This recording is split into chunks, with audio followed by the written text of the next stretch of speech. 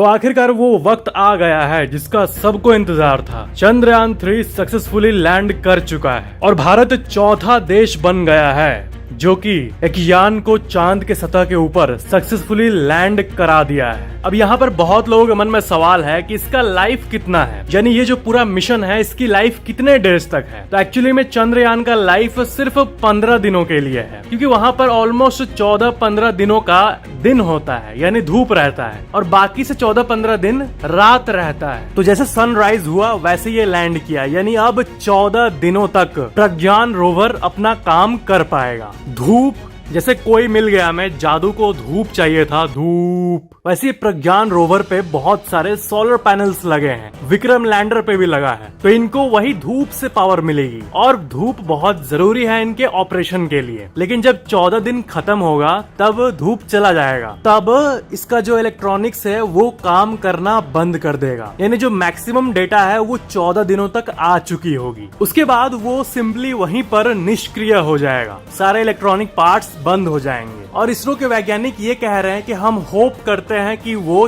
14 दिनों के बाद भी कुछ दिन चले, लेकिन ये होप वर्ड यूज किया गया है, यानी इसके लिए कोई सटीक टेक्नोलॉजी नहीं यूज किया गया है जिससे वो गारंटीड चलेगा बहुत दिन तक, क्योंकि ये मिशन 14 डेज को माइंड में रखते हुए ही बनाया गया था। बाकी जो ल्यूना 25 जो कि क्रैश किया, अगर वो लैंड होता तो उसके अंदर एक ऐसा पावर जनरेटिंग टेक्नोलॉजी था प्लूटोनियम के जरिए जिसके चलते उसको 1 साल तक पावर मिलती। तो इस मामले में सबसे अच्छी न्यूज ये है ना कि इसरो एक्चुअली में इस टेक्नोलॉजी पे काम कर रहा है, एक ऐसा प्लूटोनियम का पावर सोर्स बनाने का जिससे अपकमिंग मिशंस में 1 साल तक पावर मिले। लेकिन फिलहाल चंद्रयान जो है ये 14 डेज तक बहुत सी रिसर्चेस करेगा साउथ पोल में, वाटर, हीलियम 3 और ऐसे कई चीजें हैं जिसके बारे में आपको पता होना ही चाहिए कि ये मिशन आखिर हुआ किस लिए है। तो चलो उन सुपर इंटरेस्टिंग डिटेल्स को हम समझते हैं। किसी भी प्लैनेट या फिर सैटेलाइट, जैसे कि मून एक सैटेलाइट है, तो उसका जो नॉर्थ पोल और साउथ पोल है ये दोनों काफी इंपॉर्टेंट है हमारे लिए। या फिर किसी भी जगह पर चले जाओ, चाहे आप जुपिटर के किसी मून पर चले जाओ, तो वहाँ पर नॉर्थ और साउथ पोल में जो चीज एक्यूमुलेटेड है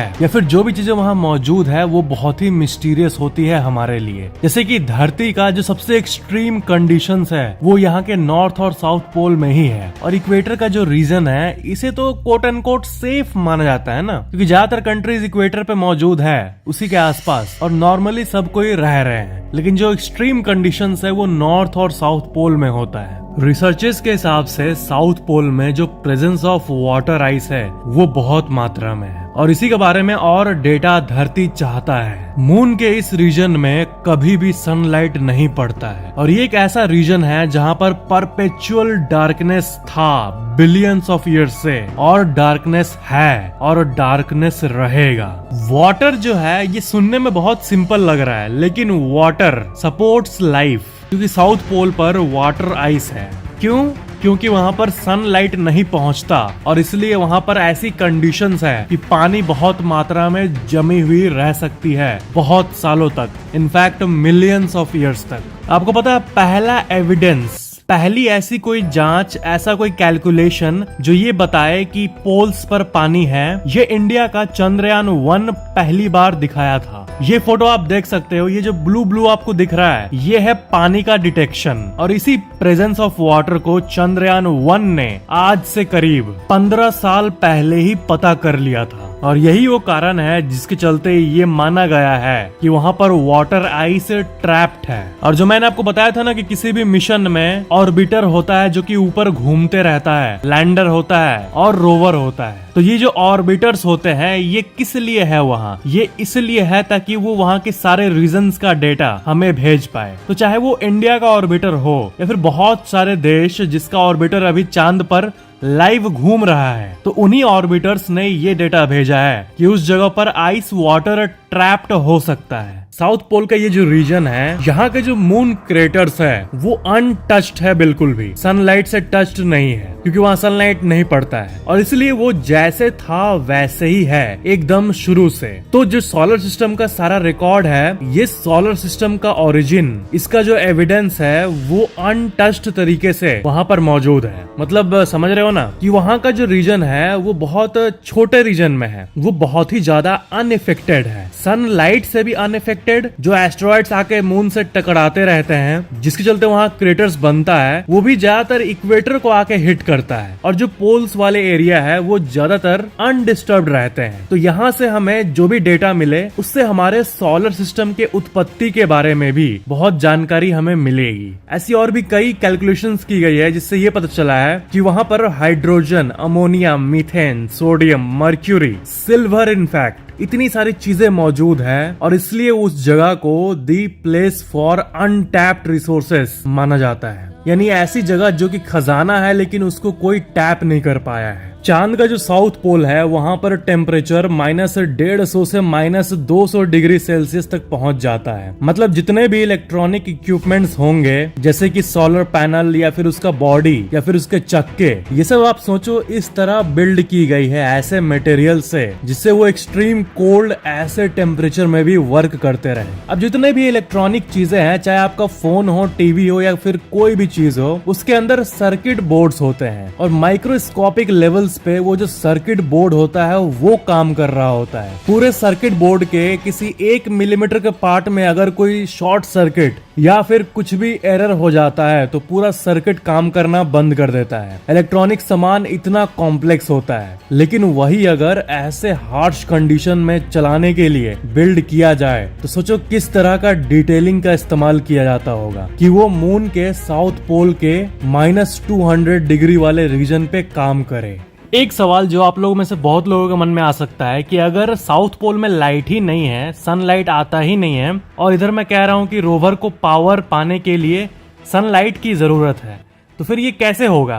तो इसका आंसर ये है कि साउथ पोल के उस इलाके में जहां पर लाइट नहीं पहुंचता वहां पर एग्जैक्टली नहीं जाएगा, उससे थोड़ा दूर ही तक रोवर जाएगा जहां तक लाइट थोड़ा पहुंचे। तो ये है इसका आंसर। एग्जैक्टली डार्क वाला फेज में नहीं चला जा रहा है, क्लोज टू साउथ पोल, एकदम नियर टू साउथ पोल, जहां पर लाइट पहुंचेगी वहां पे जा रहा है रोवर। हमारे यूनिवर्स में ऐसे कई एलिमेंट्स हैं जो कि धरती के लिए हो सकता है रेयर हो। यहाँ पर हम इन्हें quote and quote rare earth minerals कहते हैं, लेकिन ऐसी कई जगहें हैं हमारे यूनिवर्स में जहाँ पर वही चीजें एबंडेंस में अवेलेबल है। आपने उस प्लेनेट के बारे में सुना होगा जो कि डायमंड का बना हुआ है, डायमंड प्लेनेट कहते हैं इसे। तो ये पूरा प्लेनेट खरबों डॉलर का होगा। पूरे विश्व में जितना पैसा है उससे 1000 गुना ज्यादा उसको मिल जाएगा जो इस प्लेनेट का डायमंड ला दे धरती पर, क्योंकि डायमंड धरती के लिए रेयर है लेकिन वहाँ के लिए रेयर नहीं है। तो चांद भी कुछ ऐसा ही है। चांद में भी ऐसे कई मिनरल्स हैं जो कि धरती के लिए रेयर है लेकिन चांद के लिए नहीं, वहाँ पर अबंडेंस में अवेलेबल है। स्कैंडियम, एट्रियम, ये दोनों उन कई रेयर मिनरल्स में से 2 का नाम लिया मैं आपको, और ये दोनों व्हीकल इंजन्स में यूज होता है। इस दुनिया में इतनी सारी गाड़ियां हैं उसमें यूज होता है, इलेक्ट्रॉनिक डिवाइसेस में यूज होता है, और जो रेडार सिस्टम होता है जो मिलिट्री के पास होता है उसमें भी इन रेयर मिनरल्स का यूज किया जाता है। सुपर कंडक्टर्स में भी इनका यूज किया जाता है। हीलियम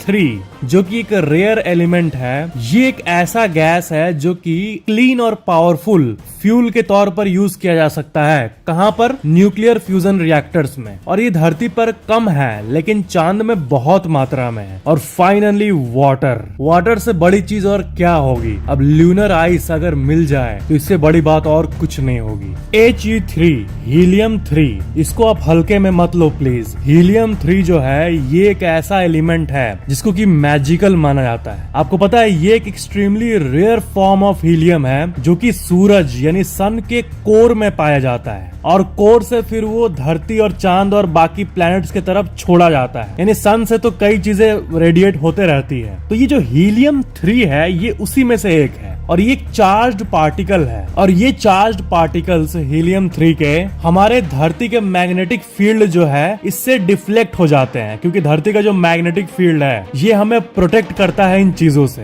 तो ये जो हीलियम 3 है ये धरती पे कभी हिट ही नहीं होता, लेकिन चांद जहां पर मैग्नेटिक फील्ड नहीं है, और मैग्नेटिक फील्ड इसलिए नहीं है क्योंकि उसका कोर जो है वो बहुत स्मॉल है, और क्योंकि वहां मैग्नेटिक फील्ड नहीं है इसलिए वहां पर He3 यानी हीलियम 3 बहुत एबंडेंस मात्रा में कलेक्ट हो गई है। और हीलियम 3 इसलिए इतना इम्पोर्टेंट है क्योंकि न्यूक्लियर फ्यूजन रिएक्टर में जब इसको यूज किया जाएगा तब इससे क्लीन एनर्जी निकलेगा, क्योंकि ये बाकी चीजों की तरह जो कि यूज होते हैं न्यूक्लियर प्लांट्स में एक फ्री न्यूट्रॉन नहीं प्रोड्यूस करता। ये थोड़ा कॉम्प्लेक्स हो गया मुझे पता है, बट आप ये मानो कि एक फ्री न्यूट्रॉन प्रोड्यूस करना न्यूक्लियर प्लांट में जब पावर जनरेट होती है तो ये फ्री न्यूट्रॉन एक पॉल्यूशन की तरह होता है। लेकिन हीलियम 3 एक ऐसा एलिमेंट है जिसके बारे में साइंस जानता है, जिससे कि क्लीन न्यूक्लियर एनर्जी बन सकता है विदाउट एनी पॉल्यूशन, जो कि बहुत बड़ी बात है। और इसलिए वैज्ञानिकों के लिए चांद पर मौजूद ये हीलियम 3 इतना इंपॉर्टेंट है। हीलियम 3 के साथ साथ silicon, iron, magnesium, calcium, aluminium, manganese, titanium, ये सब चीजें भी चांद पर मौजूद है। मतलब चांद एक ट्रेजर बॉक्स की तरह है, लिटरली नहीं लेकिन इनडायरेक्टली। और नासा का जो अपोलो मिशन हुआ था उसमें चांद पे सिल्वर भी बहुत मात्रा में मिला था और गोल्ड भी थोड़े मात्रा में मिला था। किस जगह पर मिला था पता है? जो अर्थ फेसिंग साइड होता है, जो मैं बोला ना कि साउथ पोल और नॉर्थ पोल तो थोड़ा इनएक्सेसिबल हो जाता है, लेकिन जो फेस हमें दिखता है डायरेक्ट यहाँ से, वो इक्वेटर के पास वाला एरिया, वहां पर सिल्वर और गोल्ड भी मौजूद है। जो सॉफ्ट लैंडिंग है वो कितना हार्ड था ये चांद ने हमें सिखा दिया। जैसे कितने सारे चैलेंजेस फेस करने पड़ते हैं इस लैंडिंग में, तो इससे ये पता चलता है कि अपोलो मिशंस में कितना ज्यादा रिस्क होता होगा। सोचो ये क्रैश का घटना तब हो, जैसे कि जो रशिया का लूना 25 क्रैश हुआ है, उसमें अगर मान लो इंसान होता तब क्या होता। तो अगर विदाउट ह्यूमन, बिना इंसान वाला जो स्पेस क्राफ्ट है उसको लैंड करना इतना हार्ड है और कुछ ही कंट्रीज कर पाए हैं, तो अगर इंसान के जाने की बात हो तो वो कितना ज्यादा रिस्की होगा सोचो। अच्छा मान लो एक क्वेश्चन है आपसे कि मान लो कि आपको अगर मौका मिले कि आप चांद पर उतर पाओ, जैसे कि नील आर्मस्ट्रांग उतरे थे, मतलब बहुत रिस्क है इसमें, लेकिन अगर मौका मिले तो क्या आप इस ब्यूटीफुल प्लेनेट को छोड़कर उस थ्रिल में जाना चाहोगे? सबका अलग अलग ओपिनियन होगा, लेकिन नीचे कमेंट जरूर करना और सब्सक्राइब करके बेल आइकन जरूर ऑन कर लेना।